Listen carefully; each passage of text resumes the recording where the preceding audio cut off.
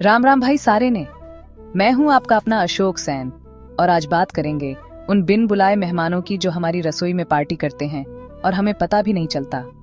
हाँ भाई, मैं बात कर रहा हूं उन छोटे छोटे कीड़ों की जो हमारे अनाज, दाल, आटे और सूखे मेवों में घर बना लेते हैं।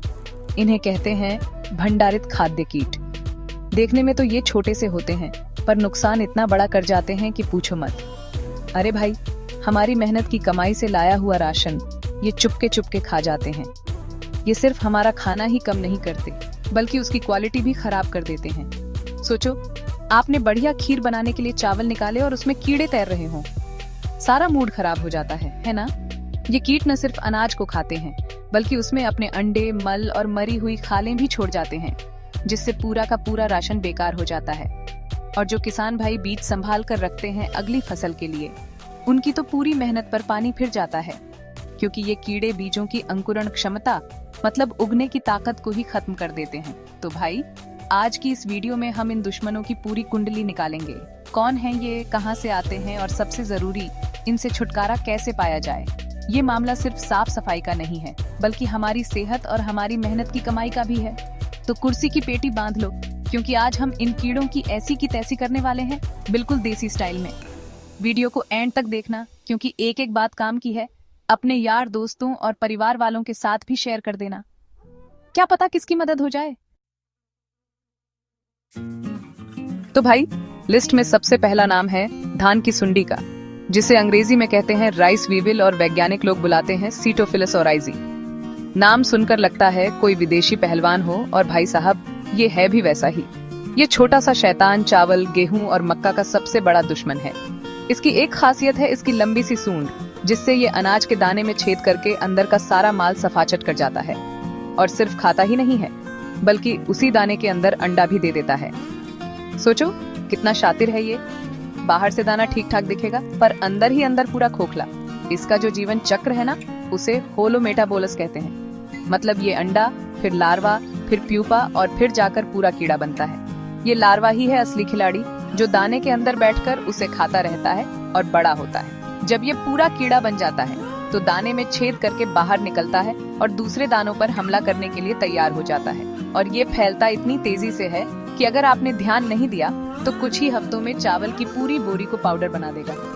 तो भाई, जब भी चावल की बोरी खोलो तो जरा ध्यान से देखना, कहीं ये पहलवान आपके घर तो नहीं घुस आया। अब बात करते हैं उस चोर की जो आटे और मैदे पर डाका डालता है। इसका नाम है गेहूं का भृंग या फ्लोर बीटल और वैज्ञानिक नाम है ट्राइबोलियम कास्टेनियम। ये लाल भूरे रंग का छोटा सा कीड़ा होता है जो अक्सर आपको आटे, मैदे, सूजी और बिस्कुट के पाउडर में घूमता हुआ मिल जाएगा। ये सीधे सीधे आटे को खाता है और उसी में अपने अंडे दे देता है। इसकी वजह से आटे में एक अजीब सी गंध आने लगती है और उसका रंग भी थोड़ा बदल जाता है। अगर ऐसा आटा इस्तेमाल कर लिया तो भाई साहब, पेट खराब होना पक्का है। इसकी भी कहानी पिछले वाले कीड़े जैसी ही है। ये भी होलोमेटाबोलस जीवन चक्र वाला है, मतलब अंडा, लार्वा, प्यूपा और फिर कीड़ा। इसका लार्वा, जिसे वायरवर्म भी कहते हैं, आटे में रहकर उसे खाता है और बड़ा होता है। ये इतने छोटे होते हैं कि आटे में आसानी से छिप जाते हैं और हमें पता भी नहीं चलता। ये नमी और गर्मी में बहुत तेजी से बढ़ते हैं, इसलिए कहते हैं कि आटे को हमेशा एयर टाइट डिब्बे में और सूखी जगह पर रखना चाहिए, नहीं तो ये ट्राइबोलियम भाई साहब अपनी पूरी पलटन लेकर आपके किचन में डेरा डाल लेंगे और आपके पराठों के सपनों पर पानी फेर देंगे। चलो भाई, अब मिलते हैं एक और कलाकार से, जिसका नाम है आटे का पीला कीट या मीलवर्म। इसका वैज्ञानिक नाम है टेनेब्रियो मोलिटर। ये बाकी कीड़ों से थोड़ा बड़ा और अलग दिखता है। इसका जो लार्वा होता है ना, वो पीले सुनहरे रंग का और केंचुए जैसा दिखता है और यही सबसे ज्यादा नुकसान पहुंचाता है। ये अक्सर आपको आटे, चोकर और जो पशुओं का चारा होता है ना, उसमें मिलेगा। जहां भी थोड़ा पुराना और नमी वाला आटा या अनाज पड़ा हो, ये भाई साहब वहीं अपनी बस्ती बसा लेते हैं। ये भी होलोमेटाबोलस जीवन चक्र का पालन करता है। इसका लार्वा यानी मीलवर्म कई महीनों तक खाता पीता और मोटा होता रहता है।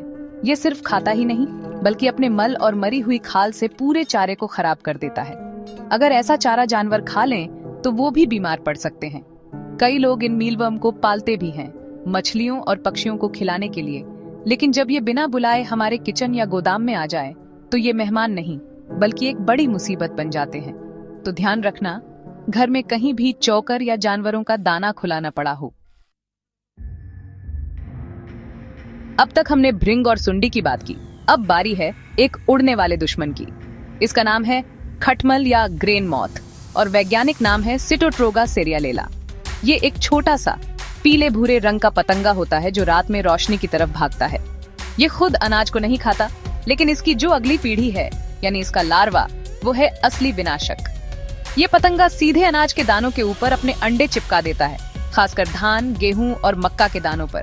अंडे से निकलने के बाद इसका छोटा सा लार्वा दाने के अंदर घुस जाता है और वहीं रहकर उसे अंदर से खोखला करता रहता है। जब ये बड़ा हो जाता है तो प्यूपा बनने से पहले दाने की सतह पर एक छोटा सा गोल खिड़की जैसा निशान बना देता है। बाद में जब ये पूरा पतंगा बन जाता है तो उसी खिड़की को तोड़कर बाहर उड़ जाता है और नए दानों की तलाश में निकल पड़ता है। अगर आपके अनाज के बोरों के पास ऐसे छोटे छोटे पतंगे उड़ते दिखें तो समझ जाना कि अंदर गड़बड़ चल रही है। ये बीजों को सबसे ज्यादा नुकसान पहुंचाते हैं, उनकी उगने की शक्ति ही खत्म कर देते हैं। भाई, जो लोग मूंगफली के शौकीन हैं वो जरा ध्यान से सुने। एक कीड़ा है जो खास तौर पर मूंगफली पर ही हमला करता है। इसका नाम है कैरिडोन सेराटस। ये एक भृंग है जो मूंगफली के दानों को अपना घर बना लेता है। जब किसान भाई मूंगफली की फसल निकालकर उसे स्टोर करते हैं तब ये कीड़ा उसमें घुस जाता है। इसकी मादा मूंगफली की फली के ऊपर या सीधे दाने पर अंडे देती है। अंडे से निकलने वाला लार्वा दाने के अंदर घुसकर उसे खाने लगता है। ये अंदर ही अंदर मूंगफली को खाकर उसे तेल रहित पाउडर जैसा बना देता है। जब आप ऐसी मूंगफली को फोड़ेंगे तो अंदर से दाने की जगह सिर्फ भूसा और कीड़ा ही निकलेगा। ये कीड़ा न सिर्फ मूंगफली का वजन कम करता है बल्कि उसमें एफ्लाटॉक्सिन नाम का एक जहरीला पदार्थ भी पैदा कर सकता है जो इंसानों और जानवरों दोनों के लिए बहुत खतरनाक होता है। तो अगली बार जब बाजार से कच्ची मूंगफली लाओ तो एक दो दाने फोड़कर जरूर देख लेना, कहीं ये कैरिडॉन भाई साहब पहले से ही पार्टी तो नहीं कर रहे। दिवाली पर जो बादाम किशमिश के डिब्बे आते हैं उन्हें भी खतरा है भाई।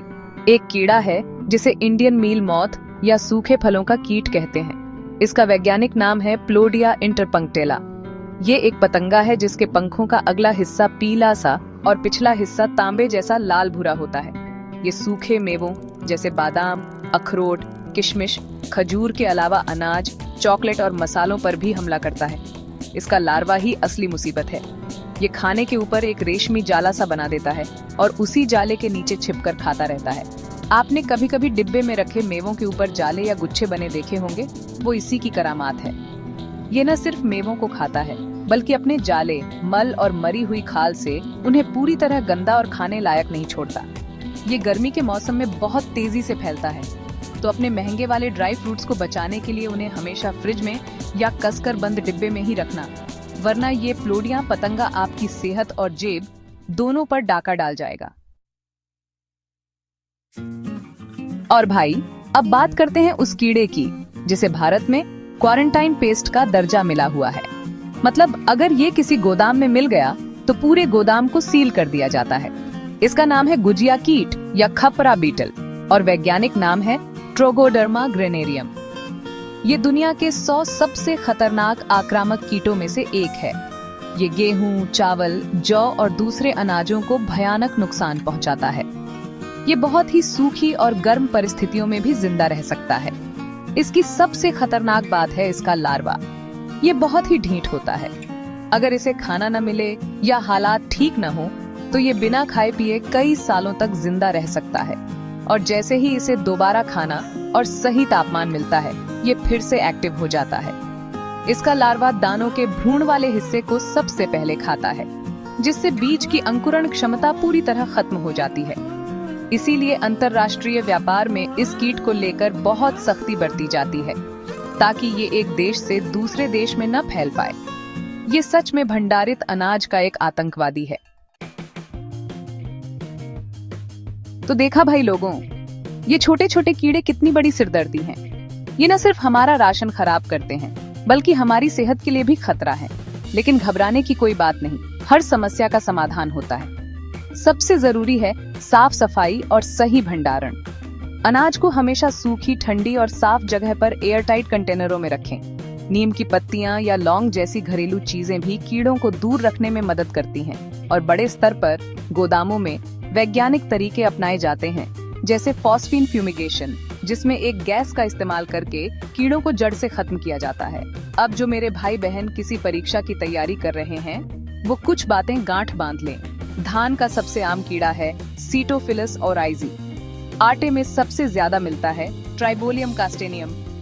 ये जितने भी मुख्य कीट हमने आज देखे, सब के सब होलोमेटाबोलस जीवन चक्र वाले हैं, मतलब अंडा, लार्वा, प्यूपा और फिर वयस्क। और इनके नियंत्रण के लिए फॉस्फीन फ्यूमिगेशन और बायोलॉजिकल पैरासिटॉइड्स, जो इन कीड़ों को खाने वाले दूसरे कीड़े होते हैं, जैसे तरीके सबसे महत्वपूर्ण हैं। ये पॉइंट्स याद रखोगे तो परीक्षा में बहुत काम आएंगे। तो भाई, उम्मीद है आज की वीडियो से आपको कुछ नया सीखने को मिला होगा और अब आप अपने घर के राशन को इन बिन बुलाए मेहमानों से बचा पाओगे। ज्ञान बांटने से बढ़ता है, तो इस वीडियो को अपने परिवार वालों, दोस्तों और पड़ोसियों के साथ जरूर शेयर करना। क्या पता आपके एक शेयर से किसी का हजारों का राशन बच जाए। वीडियो कैसी लगी कमेंट करके जरूर बताना। तुम्हारे कमेंट्स पढ़कर मुझे हिम्मत मिलती है। चैनल को सब्सक्राइब नहीं किया है तो कर लेना। मिलते हैं अगली वीडियो में एक नए टॉपिक के साथ। तब तक के लिए राम राम।